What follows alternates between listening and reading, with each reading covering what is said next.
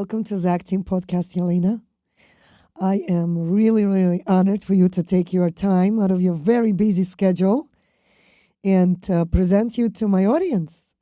I have had so many wonderful ladies bring your name to my attention. And they were speaking very highly of you as a spiritual and life coach. Thank you. So let's begin by sharing your identity with the world. You started from, like many people that came to United States from Soviet Union, you started to go to college and school and learning English and studying from corporate America. And obviously you were not born to be a spiritual teacher. So let's share with the world who you are, what you do, and how you're transforming people's lives these days. Yeah. Well, first of all, thank you so much for having me here. And I'm here to share many of my identities, but more than anything, I'm here to share my soul with your audience, and hopefully I can inspire someone, spark an interest, or just to have somebody explore and be curious about these topics that we're going to discuss today. As you mentioned, my name is Elena. I'm a transformation coach. I'm a spiritual mentor. I work mostly with women. I'm doing this work for myself for about a decade and started to share with other women for about 4 or 5 years.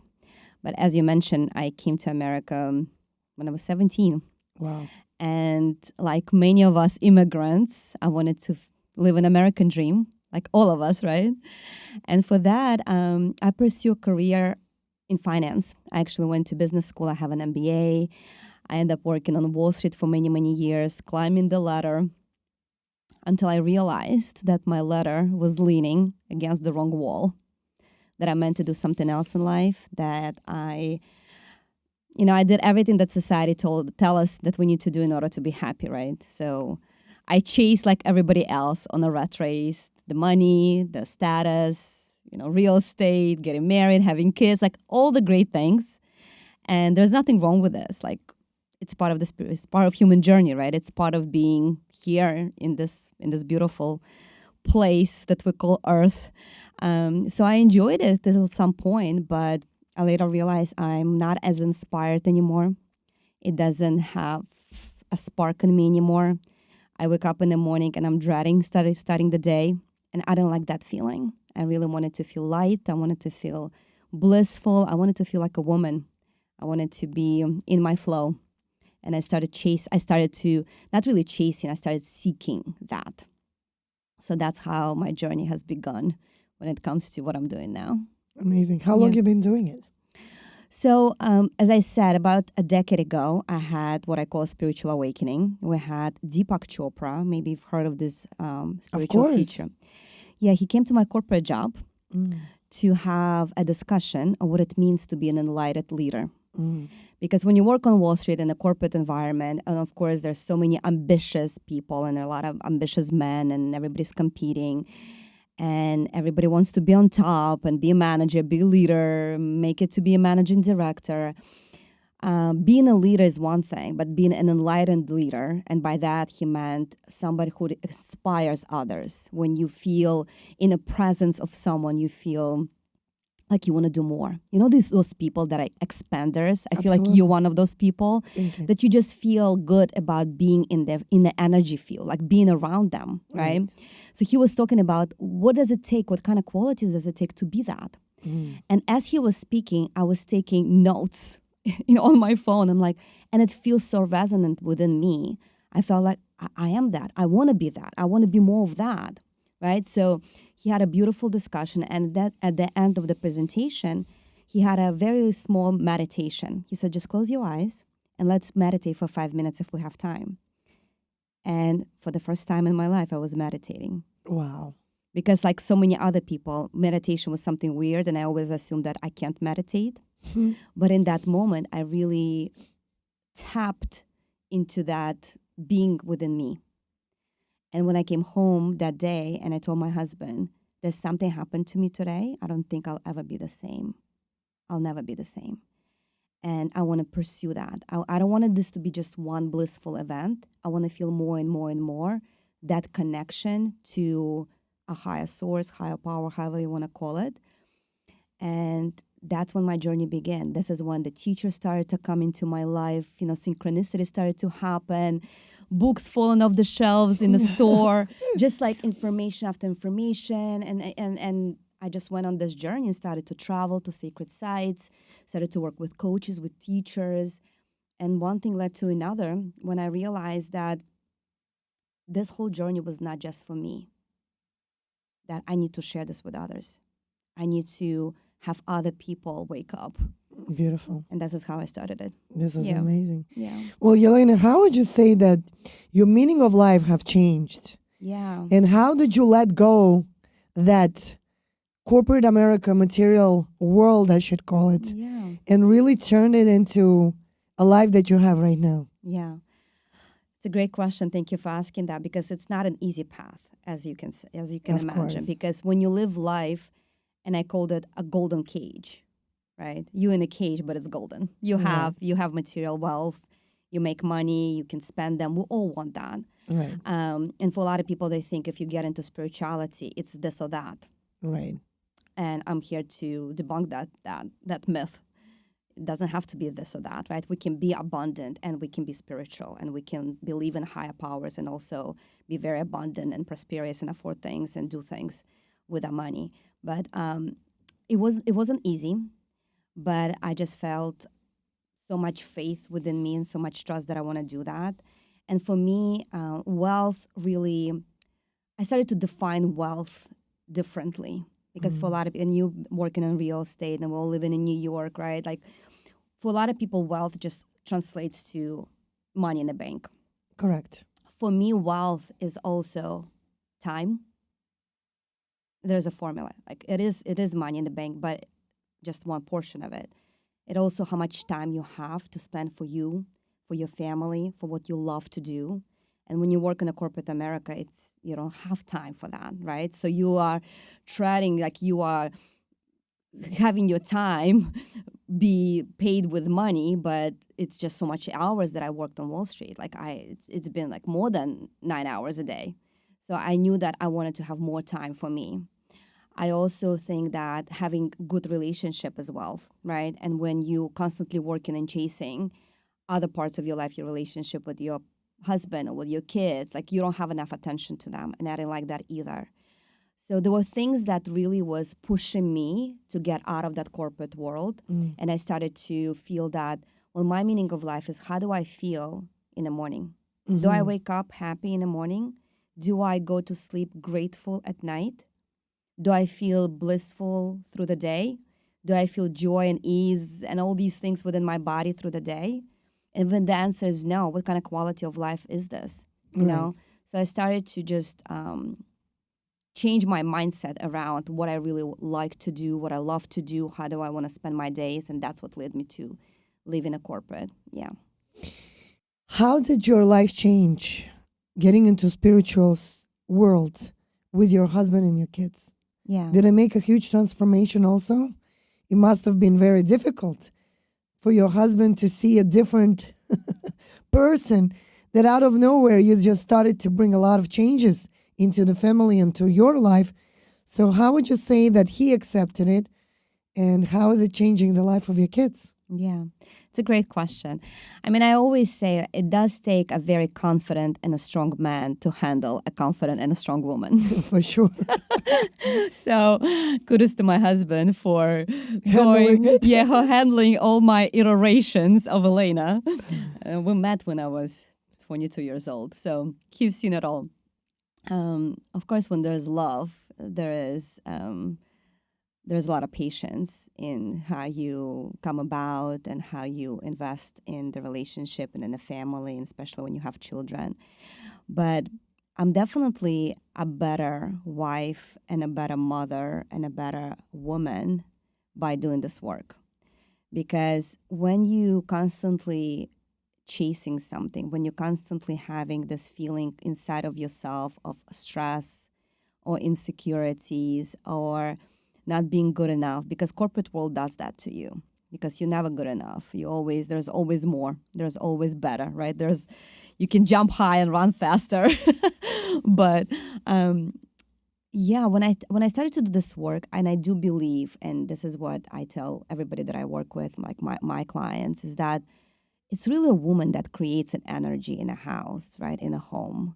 So when you coming home and you feel bliss and peace within you, everybody around you feel it, Correct. right? Because coming from work and when you're stressed and you have to put a dinner on the table, you have to do things with kids, you're not really present because you're always in your mind, either in your past or in your future, in your worries. Chasing and just being worried. You're not really present. Just because you're physically there with your loved ones and mentally and emotionally and spiritually you're not there, they know it. Subconsciously, we all feel each other. So when I started to do this work, I started to be more present. I started to be more aware. I started to have less things that trigger me. Mm-hmm. Because when you live, like your close ones are the ones that trigger you the most, right? Like parents, our husbands, and our children are the ones that trigger us the most. Absolutely. You know, they say you can do as much work as you want, but then the barometer would be how are you going to spend your Thanksgiving dinner with your family? Let's see how spiritual you are when you're going to spend a Thanksgiving dinner with your family.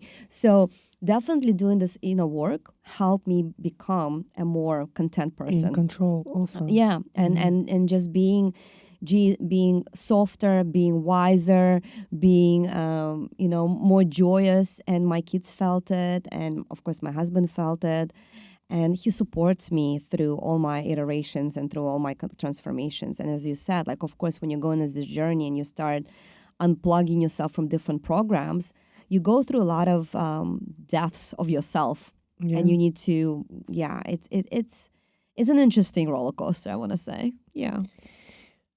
Does your husband meditate?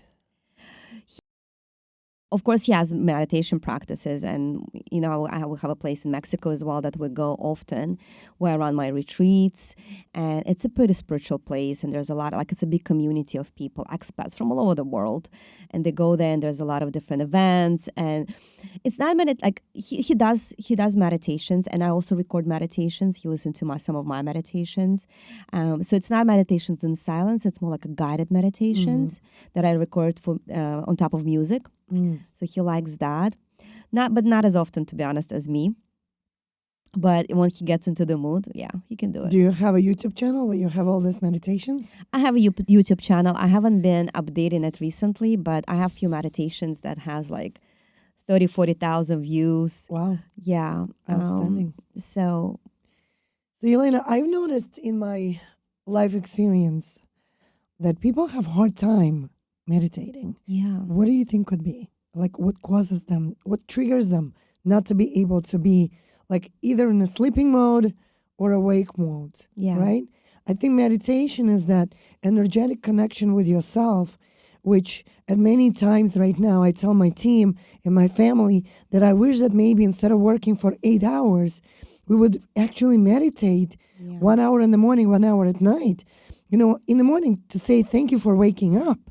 And at night, thank you for a day accomplished, right? Yeah. Thank you for all the people that the world and universe allows us to come across into our life. Yeah. Like I'm so grateful right now lately as I'm starting to do this recordings, meeting so many amazing, beautiful, outstanding individuals. And it's such a blessing. And when I go home, I feel like if I just spend 1 hour with myself, and not just like constantly chasing things. You got to do this and you got to do that. Yeah. But I feel like people are having very difficult time just relaxing and meditating. Yeah. What do you think could be the cause?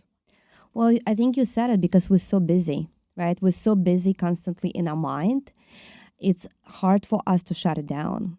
When meditation first came from the East to the West, one of the teachers, Osho, he was noticing that it's very hard for Westerners to meditate because when you sit down into meditation, and that's why I think a lot of people stop meditating when they try it for the first time because they feel like I've tried it, it didn't work out because I'm thinking, I cannot shut it down, and they think like they think that the meditation is when you don't think at all, which is not true. It's actually, you do have thoughts, but you have to be aware of them. Just think about like you is the sky and your thoughts are the clouds. So the clouds are just passing by and you're noticing them. It's like, oh, I have this thought come up, and you don't get attached to it. You let it pass and you connect to your breath more and more. It gets easier for you to really calm yourself down. But what Osho noticed is that it's easier for Westerners to first do some physical exercise to kind of bring the mind, like the thoughts, more into the body. So if you were to go for a run, or you know how a lot of yoga classes, you first doing the physical activity, and then you lay down in a shavasana and you meditate, right? So it's like first doing something physical to get your mind be less grippy, like less, I call it the monkey mind, because it's like just jumping from one thought to another. If you'll do some physical exercise before that, it can be, or go for a run, or go for a swim, or even like shake your body, or do something that moves your energy in your body, and then you lay down and then you sit down. It's easier.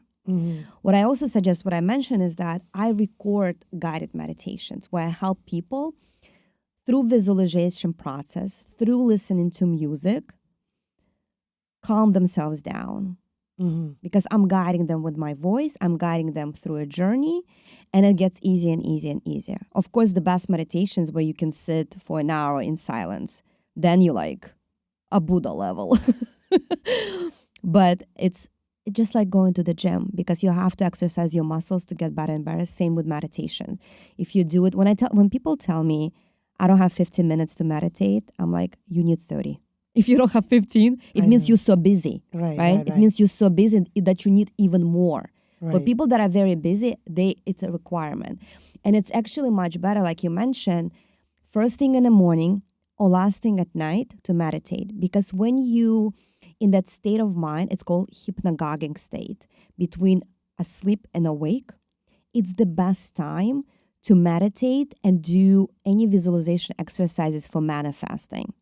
And I'm sure your audience is full of ambitious people. Guys, you want so many amazing things in your life. Why not have these tools to help you? When you visualize first thing in the morning, do not take your phone in your hands. Put it in a different room, because, like the tendency is to grab it. Have your phone be in a different room. So when you wake up in the morning, first thing, you go within yourself and you start visualizing. You start thinking about what are all the great people you're going to meet today.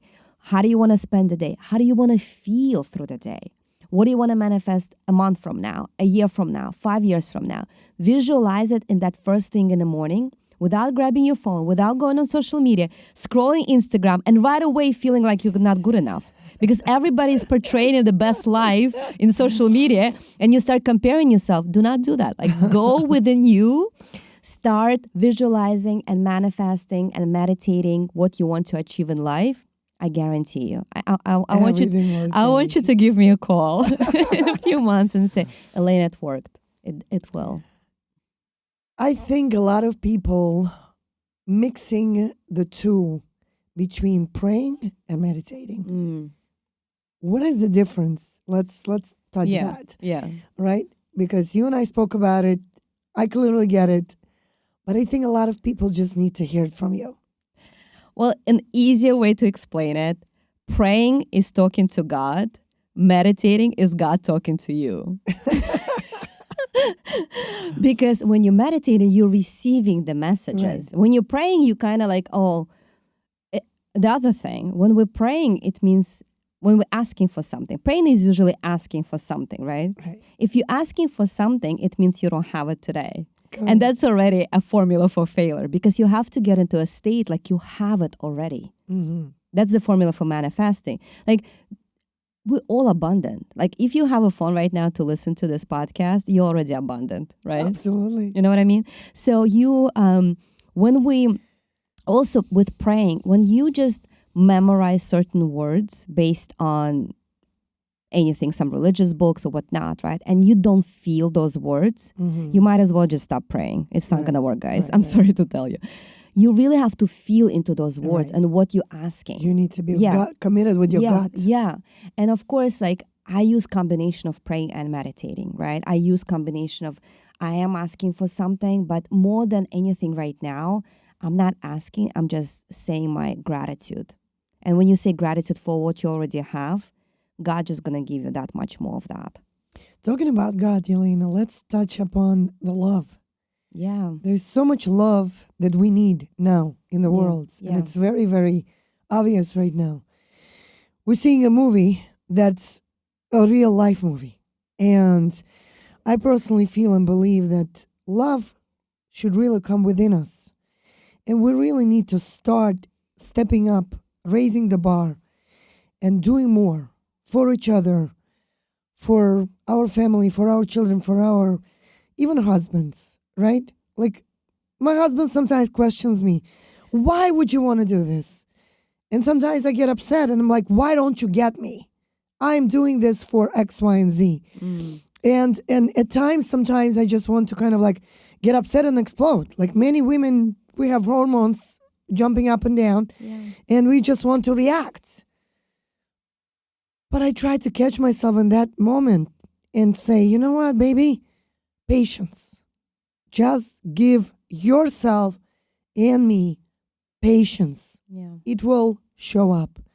So I personally feel and believe that you will probably be the perfect person to share with the world right now. God has a plan for everything we're going through. What is his plan for us? Yeah, it's a great question. I feel and I believe that right now we're going through a leap of consciousness, a big awakening that's happening on the planet. And usually when we're going through a big shift, it does require for some collapse, something happening the way we see it now, right? And for people to change. Because when everything is peachy, when everything is stable, people are not paying attention, right? But when you have your rugs pulled out of your feet, you start paying attention. So I do feel that God first gives us signs by whispering into our ears. And we don't hear him. We don't hear it. Then he knocks on a door. We don't pay attention. Yeah. Then he takes a hammer and bangs the door out. And then we're like, wait a minute, what? So guys, don't wait for the hammer. Yeah. Listen to the whispers. I may be whispering to you right now. Me and Olga whispering to you right now. Get the message, right? Pick up the phone. Yeah. God is calling. Yeah. And we can't change the world from top down. We can only change the world from bottom up, which means we have to start within ourselves. Right. We can go to different demonstration. We can share things on social media. We can be proactive, all beautiful. Do that if that makes you happy. But at the end of the day, trust and know that it's only how you're going to have peace and love within you. If there's no war between you, and it starts with at the individual level, that's how we're going to save this world. Not a lot of people want to hear that. No. Because sometimes it's easier to go to the demonstration than to do inner work within you. So God wants us to do just that, to go within, do whatever is necessary to reprogram yourself, look at your subconscious mind, look at what programs could be running from your childhood, from your upbringing. How are you carrying still resentments to your past relationships? What are you saying about your neighbor? How are you with your parents? How are you with your husband? How are you with you? When nobody's watching, do you like your own company? Are you comfortable with your own company? Most people can't even be with themselves. Yeah, and COVID proved that. When everything was shut down, it's like, wait a minute, I have to be now with myself? Yeah. So get curious about who you are. Get curious about what else you can do in life. And when you start, I always say self-love starts with knowing first and foremost who is that self that we're talking about. Get to know you, do enough self-discovery, self-healing, and when you're ready, then share that with the world. Share your light with the world. That's how we're going to change this world. And going back to the question you've asked me, like when I started this journey, never ever that I thought that I'm going to be a coach. I wanted to enrich my own life. I wanted to feel good about me. I wanted to discover this about me. I was curious about spirituality, ancient traditions, all these things. Like I was just so curious to get to know that. And then at some point when I was ready enough, it said, wait a minute. It's not just for me. I want to share it with others. So that's what it is. Like for God, I think what God really wants us to do is live at our highest expression. Whatever makes you very joyful, whatever like makes you jump out of your bed in the morning, that's what God wants you to do more of. Because if every one of us going to be in their joy every single day, that's how we're going to save the world. Because when the whole world is in fear, yes, and you are in joy, trust me, guys, God is taking notes. He's taking notes of who's right now in pure joy, in their soul, in their high being, doing beautiful things for themselves. And of course, if you're doing beautiful things for you, the ripple effect is first and foremost to your family, to your children, to your husband, and then further and further out. It's like a ripple effect. Becoming a coach, Elena, do you notice the quality or the type of people that really resonate with you? Yeah. We spoke about the fact that I invest a lot into myself. Yeah. Right? And the amount of money that I invest into myself, I could have probably bought 5 more villas. But to me, this is more important. Yeah. Working on myself, investing in myself, being in coaching world, and now working with people. What piece of advice can you give someone who is right now maybe debating whether to buy a new car or a new diamond ring or a new Chanel bag, or maybe doing a coaching for, let's say, a retreat to make yourself a better human being? Yeah. What piece of advice would you give in this particular area? Yeah. I mean, this work is priceless. When you start going within yourself, this work is priceless because it's not just some spiritual, etheric concepts. Like this will change every aspect of your life. You will make more money. You will feel more abundant. You feel more in joy. You feel more in peace. And everything creates in your life by how you feel inside. So making an investment into you is the most important thing. So what I would say is, you asked what kind of people are getting attracted to me. People that still want to live in a victim mentality, like everything happens to them, are probably not my people. Mm. I'm attracting more people that, and I call it like it's a queen energy, queens, right? Queens meaning like you're a queen. That's why we're attracted to each other, because when you build an empire around you, when you build, your family, your children, your husband, your relatives, your friends, you're building, whether it's a coaching business or you're building this beautiful podcast and you have a great real estate business, like you are doing great things here on earth in a physical reality. Correct. Right? But you also know and trust there's a higher power guiding you. There's something so much beyond you. Correct. And you not being ignorant to that, you actually respect that and you want to understand more of that and tap more into those parts of you, because I do believe we are souls having a human experience, right? So for you, when you start looking into those more aspects of you and you start being more intuitive, you start becoming more just in tune with yourself, that's beautiful. And working on Wall Street now, I've seen people who are very successful in material world. But those people, they all had coaches. Mm. They all had, it's called 5 a.m. club. There are people waking up at 5 a.m. because they know they want to first do all the work for themselves, all the inner work, meditating, journaling, doing the exercises, prepping themselves up so that when they go out into the world, they're the best, they being themselves, the best selves that they can possibly be. So that's the work. It's so, it pays the highest dividend. Right. To invest in you. Right. Highest. So you notice that people that are high-profile individuals, they invest a lot in themselves? Oh, yeah. Because think about it, right? You have kids, I have kids. My children had different coaches. My daughter was in ballroom dancing, she had a coach. My son was into fancy, he had a coach. You hire coaches to help you. And people tend to think about coaches when it comes to sports or activities, right? Mm-hmm. But when you hire a coach, you would do it faster, because I'm sure if my daughter were to try to dance by herself, it wouldn't be as quick or as good if she would not have a coach. As effective, right? Same with life. Same with relationship, where you have coaches that can shed some light into parts of yourself that you don't see, right?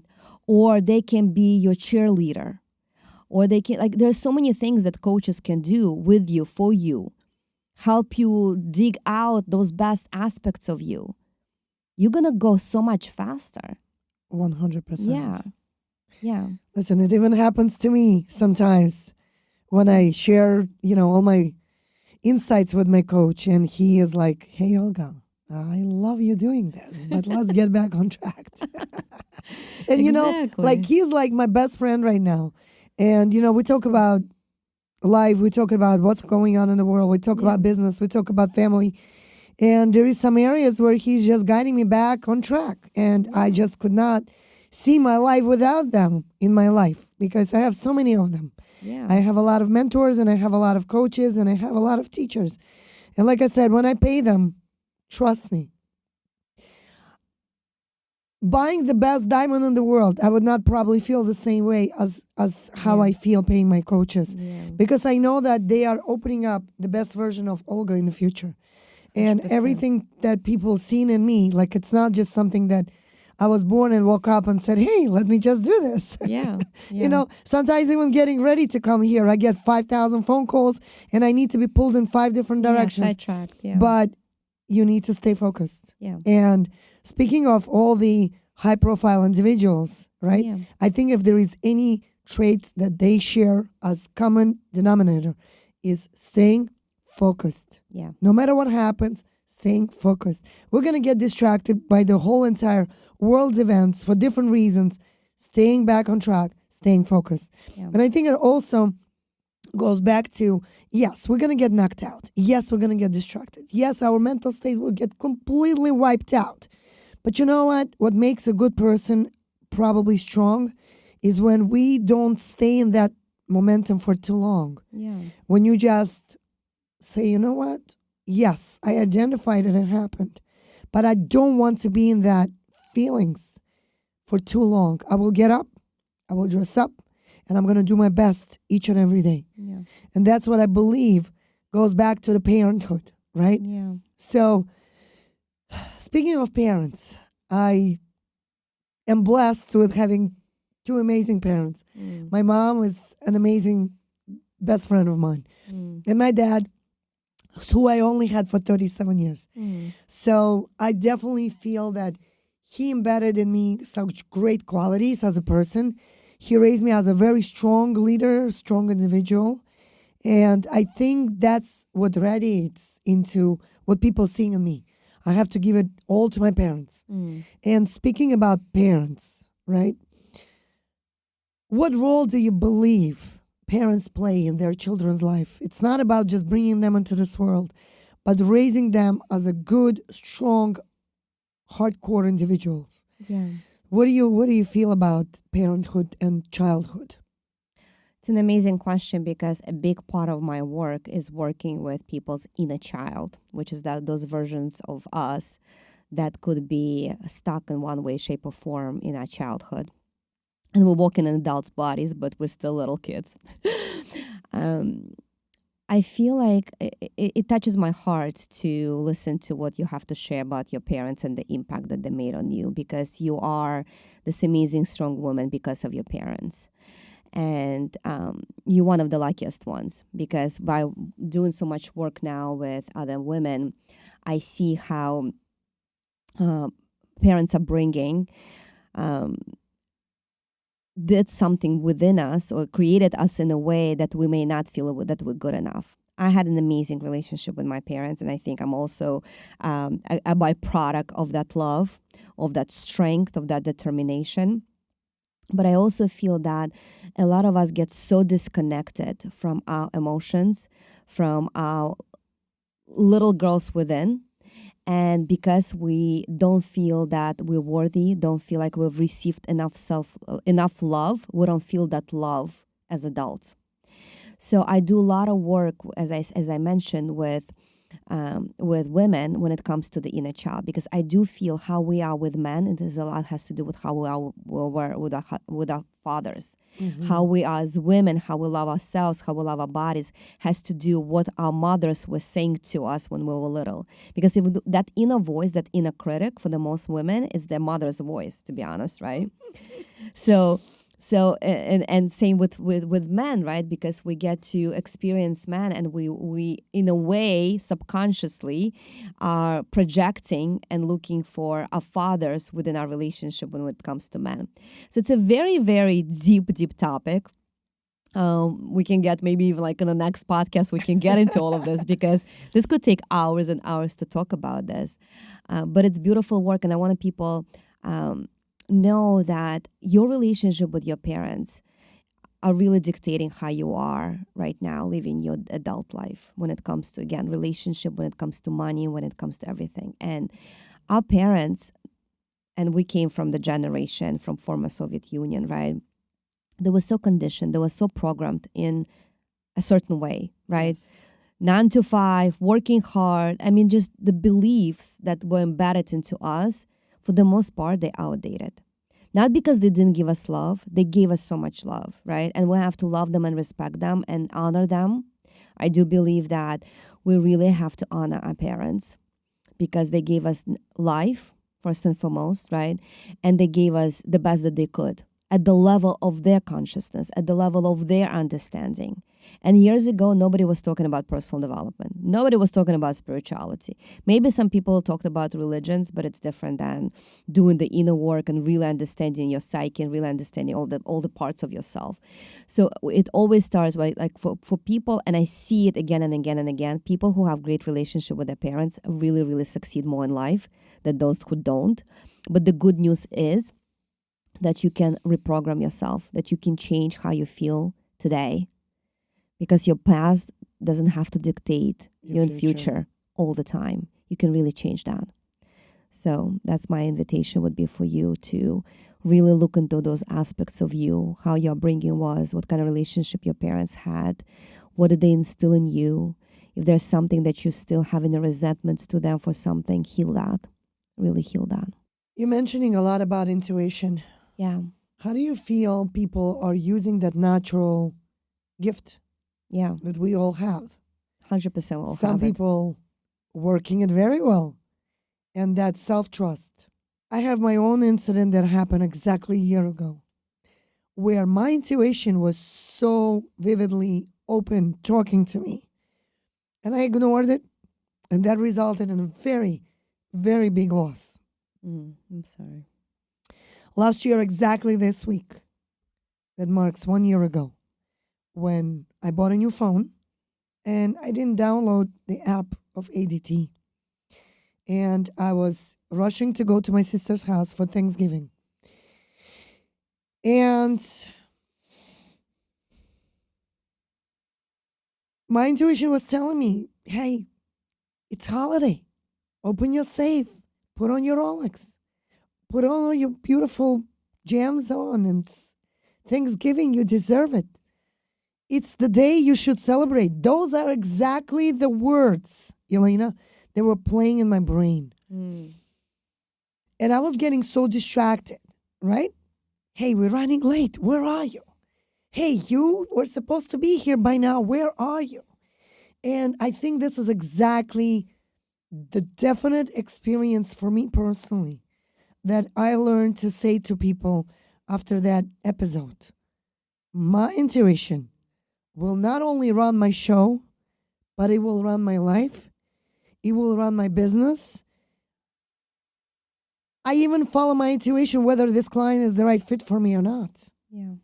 So what would be your best piece of advice in that particular area where you would say that people should really follow their intuition? People should follow their trust within them. What is it that you're experiencing as a professional, as a spiritual coach? Yeah. What are you witnessing? Yeah.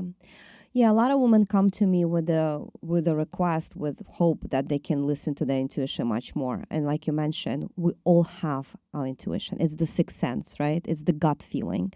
We absolutely all receive it, but it depends on how clean is our antenna to really hear it and act on it, right?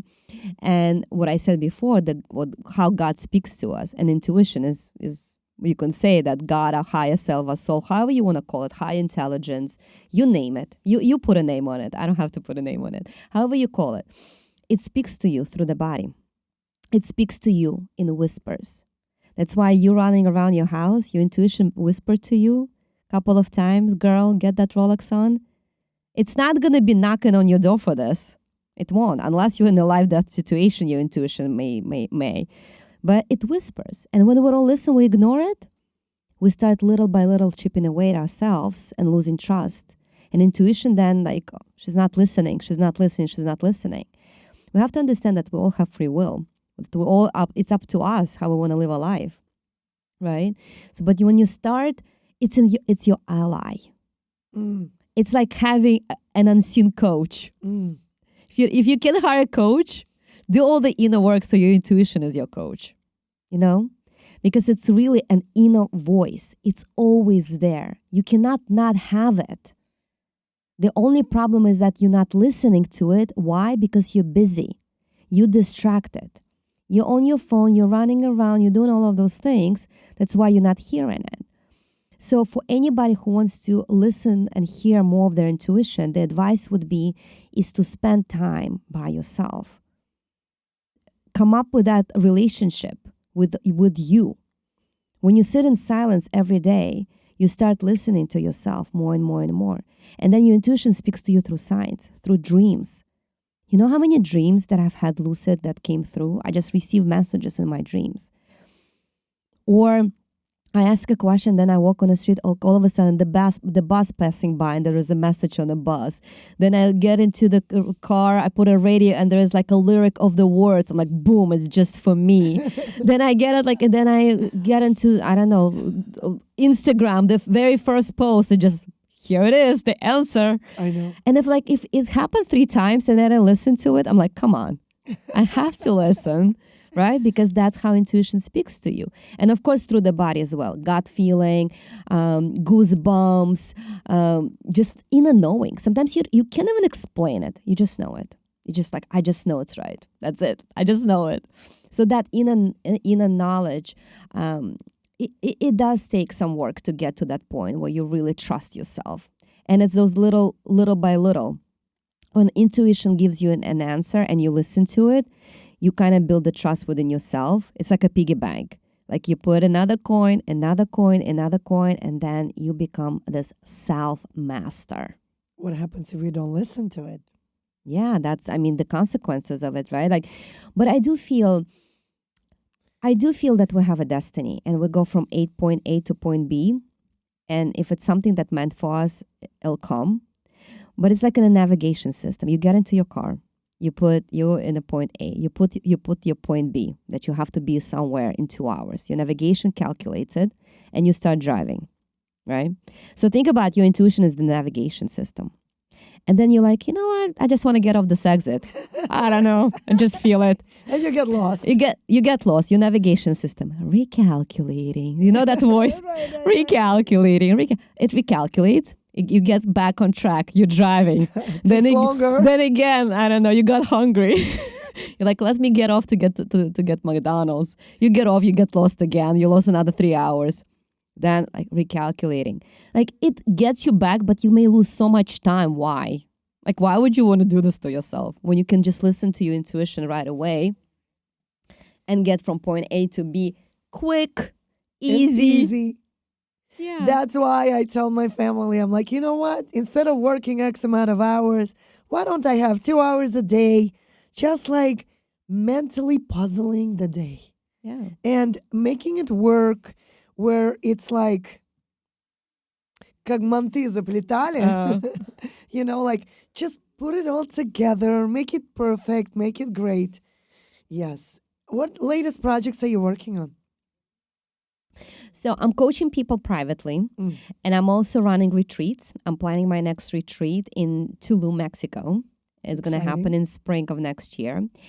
And I'm right now kind of thinking about new program that I want to do online about love, about relationship, about liberation from our emotional baggage, from all the past troubles and things like that. So I'm constantly downloading some information into myself, and I want to write a book as well. I'm being invited to very different podcasts, meeting great people like you, traveling to different places, planning to go to Miami, just meeting people all over and having this discussion, inspiring other people to look within themselves, to start a journey. And yeah, I have a lot of things that I want to do. I have a lot of big dreams, and just want to share more and more of my message in various forms, in various creative forms. Creating an online program, it's also an art project in itself. Being on podcasts like this, sharing my voice, it's also, I feel like it's art in different forms. Yeah. It's a gift. Yeah. How are your kids benefiting from all this beautiful work that you do? You guys, they probably very proud of mommy. Yeah, my daughter is 18 years old now, and she just went to college. She left home. She went to study journalism, actually. So she has a lot of my qualities, I guess, to share her voice in different ways, right? You can share your voice on stage, at the microphone, in a boardroom. You can share your voice in so many different ways, right? So she's definitely proud of me. I think all her friends follow my page on Instagram. Awesome. So I'm kind of like a cool mom, which is great. My son is 14. He's a teenager. So sometimes I'm having these conversations with him of very deep conversations about life. And he asked me, so mom, how's your business? Because they used to have me work on Wall Street, and I used to bring them to my corporate job a lot. And they've seen my office at like 30th floor overlooking the whole city. So they've seen that side of me. And they've also seen my transformation to go from that to be working from home and traveling to very sacred sites and being, open person on social media and sharing a lot of my journey. I don't share a lot of them. I think that's my agreement that I made with my husband. Like my private life stays my private. There's not a lot of content that you could see with my family and my children. Sometimes it shows just because I want to be authentic and people see and know that I'm a well-rounded woman, right? I still have, which is the most important thing for me. You're a human too. Right, yeah, exactly. I'm a human, I'm a woman, I'm a wife, I'm a mother, those aspects of me. And but I'm also, I think I'm at a different right now. As my kids became older, it's easier for me to now living out this mission, which it was hard for me to do it when they were younger. Yeah. Amazing, amazing. Yeah. What is like your relationship with your parents? Yeah. Is that what really brought you to the world where you are in right now? Like, do they accept it? Yeah, it's a great question. My mom passed away this year.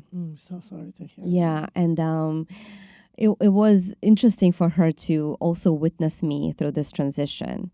She always felt that, she always asked me, like, why am I on Wall Street? Because she wanted me to be on stage, of some stage. Like, she thought that I should be a performer of some sort.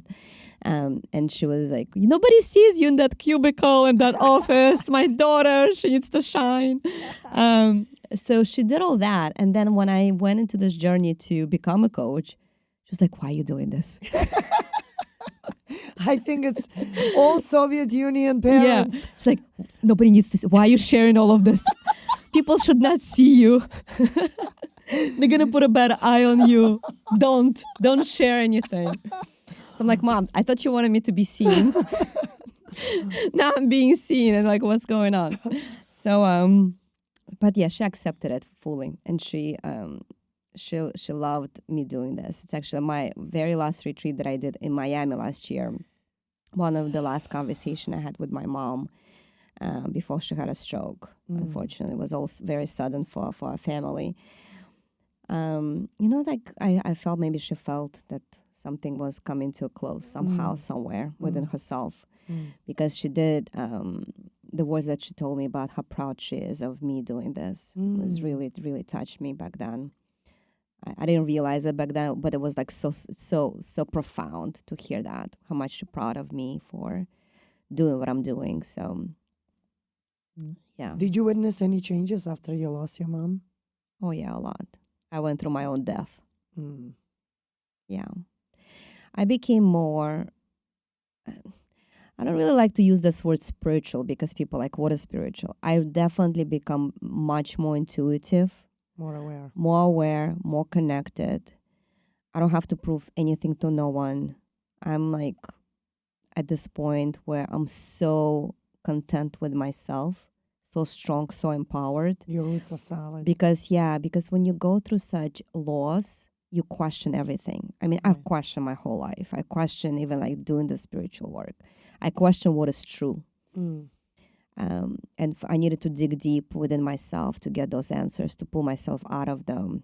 Because you can get, it's very easy to get into that rabbit hole and not to be able to come out. But I pulled myself out with so much more strength, so much more understanding. I'm still connected to her, and you've shared about your father. I'm sure you're connected to him too. My dreams are very vivid. I get the messages. I'm feeling that I'm guided by her in many ways.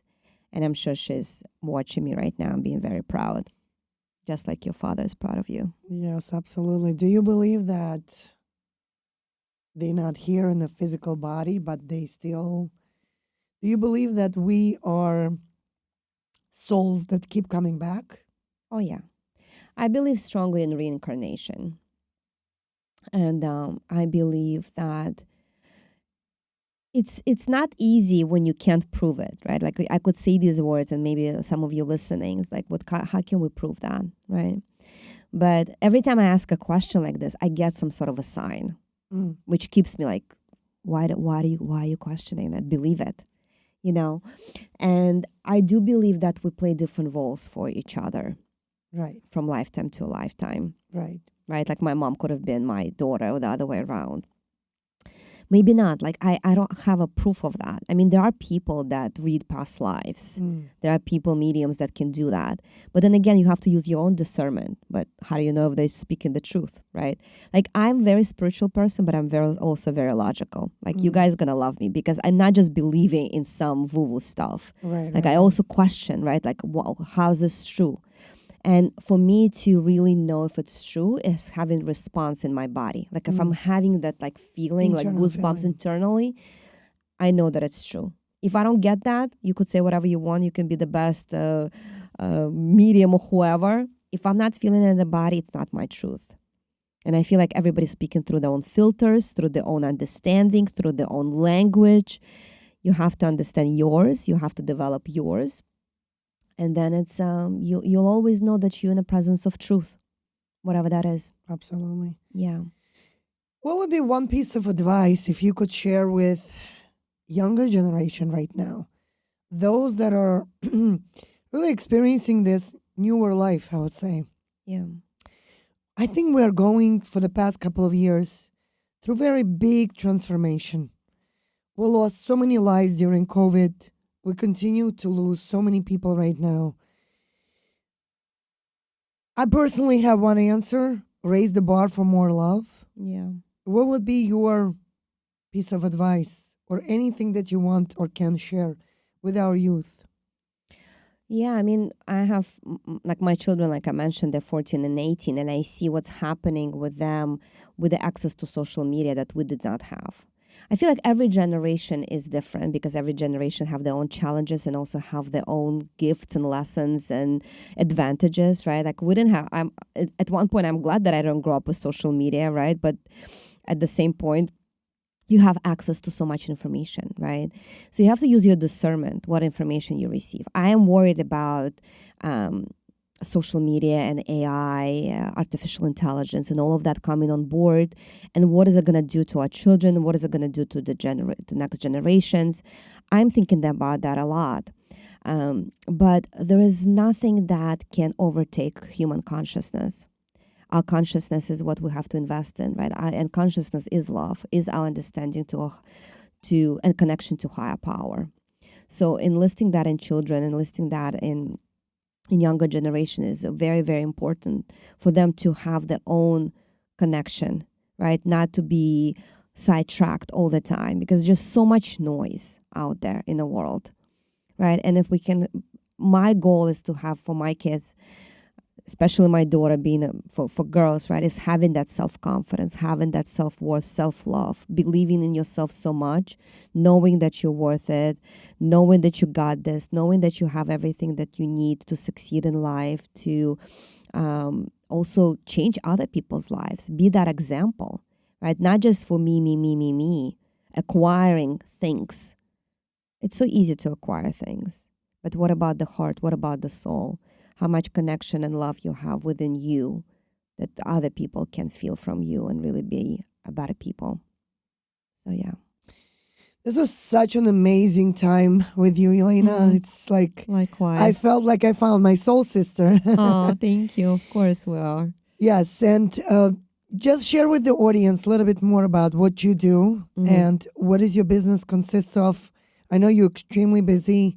You're planning right now Mexico retreat for ladies only. Yeah. So talk about this a little bit more. Yeah. Thank you. So my company is called Elena Visionary Inc. You can find it at elenavisionary.com. My Instagram is also Elena Visionary. I have an online school where I run various programs. Sometimes I teach them live. Sometimes you can find them on recording. And various meditations, various programs, everything for women to get more connected within ourselves, to have more self-confidence, to have more love, to enrich your life in various ways. I do coaching sessions, breakthrough sessions, where I help people find their life purpose, find what they're meant here to do. If you're going through any transition in your life and you're questioning your relationships, your career, your life in general, I can help you find and direct you in a right way. I do that. I also run retreats. Like I mentioned, I've already had about 6-7 retreats. In Tulum, Mexico, in Miami, in Sedona, and in New York. And sometimes I do one-day retreats, like one-day workshops, but for the most part, they're about a week-long retreats where and I call them inner goddess retreats, when I help women find that inner goddess within themselves and bring it to the surface and just live in love, abundance, and share your beauty, share your love, share your light. Yeah. Do you always like to move and, do those retreats outside of New York? I like to get people out of, I have a lot of audience here in New York. I think when you come out of your comfort zone, when you travel somewhere, especially somewhere warm, I like that feeling. And the reason I picked Mexico, and I've been going there for almost 20 years to that region, and it was part of my healing journey. The land itself is just so healing. Just by waking up in a villa, and watching sunrise when your feet is in the sand and the warm ocean breeze is touching your skin. I mean, it's half the work. I just have to bring people there, and they're already going to be transformed by just being that beautiful nature. And then we're doing different practices. We meditate, we dance, we dress up, we have fun. I am big on combination of many different things, because I don't believe that you should just be like a spiritual person sitting at the feet of a guru somewhere in India. I feel like spirituality can be expressed in so many different ways, in artful ways. And what a better way for a woman to feel good about herself, wearing nice clothes, living in luxurious accommodations, eating nutritious food, be surrounded by other women who are on the same path. Just beautiful way to find yourself, transform yourself, and come out as a better person. What type of transformations have you witnessed within your students? Oh, I have people like writing me poetry at the end of the retreat. Oh, wow. Like all of a sudden you just get connected to like your creative side. Yeah, lots of transformation. Like really meeting those. I have this powerful meditation on meeting your inner girl, inner child. Every time I guide this meditation, I open my eyes, I see everybody's crying. Tears just rolling down the cheeks. They meet this little girl within, the one that really had big dreams. And I have this saying, there's only one person I want to impress in this world. Myself. Only one, my 8-year-old self. Yeah. Because she had so many dreams. And I want to make her proud. Everybody else is just, they can just witness me, but I'm not here to make them be proud of me. It's just it'll be a great bonus, but it's not the goal. How many days it takes to get to that level? You mean on a retreat or? Yeah. Well, the retreats are usually a week long, so usually like the first 3 days it's more like a deeper dive, and then you come out of the underworld, so to speak. Not the underworld, but you come out and you just start celebrating more and really embodying that transformation. So I like to have a week-long retreats. How do you feel about couples that one is working on themselves and the second one is not? Like, yeah, I get that question. Significant other. I get that question all the time. Listen, this is what I believe in. I know a lot of people do like couple therapy or things like that. what I believe is, and what I witness within myself and what I witness within my clients is that when one person is doing the work, and especially if it's a woman doing the work, your husband has no choice but to change and transform as well. You don't have to tell him that, but he will. Because as you change, as you raise your vibration, you can either trigger people and they can walk away because it's unbearable. Yeah. Really? Yeah. But they can stay and they can change themselves again just by being around your energy. I change people just by being in my energy field. Like people that may be listening to this podcast can get some seeds planted into them. They will never know. They'll probably will never trace it to me. I mean, it'll be beautiful if they'll trace it and send me a thank you note. But if not, it doesn't have to be. I'm not here to become popular. I'm here just to share the message.